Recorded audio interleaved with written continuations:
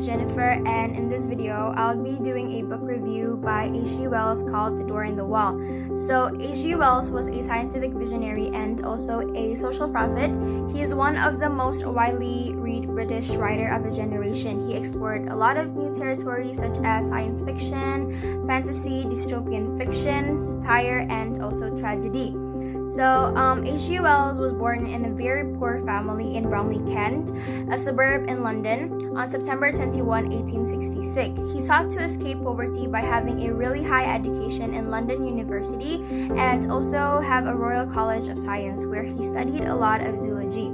So, the story that is written by H.G. Wells called The Door in the Wall that I'm going to review was first published in 1911, and it tells about the conflict between imagination and also science.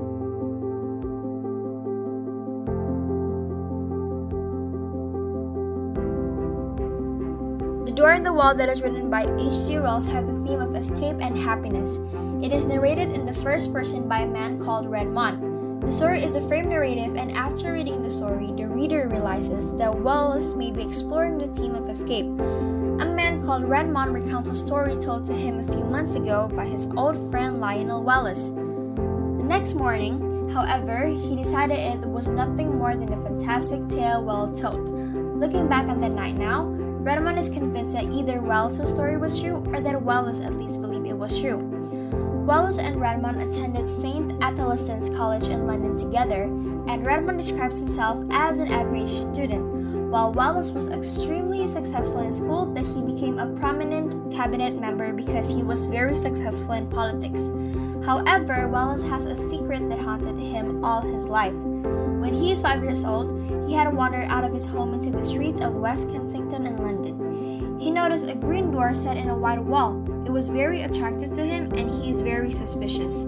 He really wanted to open it, but at the same time, he felt that his father is going to be mad at him. Then he opened the door and finds himself in an enchanted garden. He meet a lot of children and then play games together. Although he can't remember the games, a fact which later causes him much distress. Then, a woman begins to read a book to the boy, and turns out that the boy was about his own life. When the book reaches to the point in his life, the entire enchanted garden vanishes.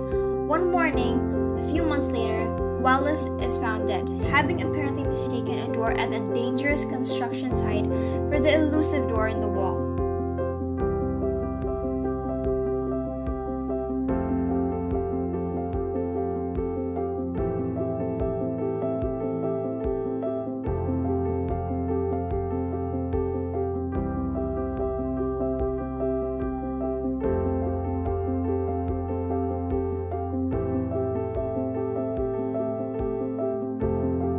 So my opinion about the story is I actually really love the story because it is a really lovely story, and also it has a really beautiful message in it, and it actually relates to my life.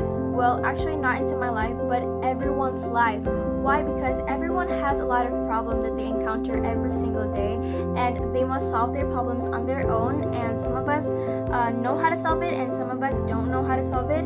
So basically, this story tells us that we all have walls in our lives, but the Lord always provides us a door.